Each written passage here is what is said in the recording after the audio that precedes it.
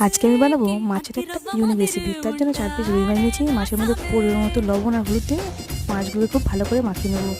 এরপর একটা বাটির মধ্যে টক দই, জিরে গুঁড়ো, ধনে গুঁড়ো, লঙ্কা গুঁড়ো দিয়ে মশলার পেস্ট বানিয়ে নেবো। কড়াইয়ে তেল গরম করে মাছগুলো তেলের মধ্যে ছেড়ে দেবো আর উল্টে পাল্টে লাল করে ভেজে তুলে নেবো। ওই তেলের মধ্যে গোটা গরম মশলা ফোড়ন দিয়ে দিয়েছি। ফোড়ন 20 সেকেন্ড ভেজে নেওয়ার পর পেঁয়াজ বাটা দিয়ে 2 মিনিট পেঁয়াজটাকে ভেজে নেবো। তারপরে আদা বাটা, রসুন বাটা দিয়ে মশলা আরও 2 মিনিট ভেজে নেবো। এখন এখানে মশলার পেস্ট দিয়ে দিলাম।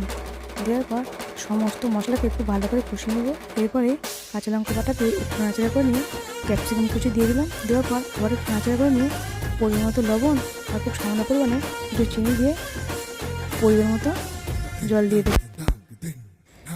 গ্রেভির মধ্যে ভাজা মাছগুলো ছেড়ে দেবো আর ঢাকা দিয়ে 5 মিনিট রান্না করে নেবো। একদম শেষে গরম মশলার গুঁড়ো আর ধনেপাতা কুচি উপর দিয়ে ছড়িয়ে দিলাম।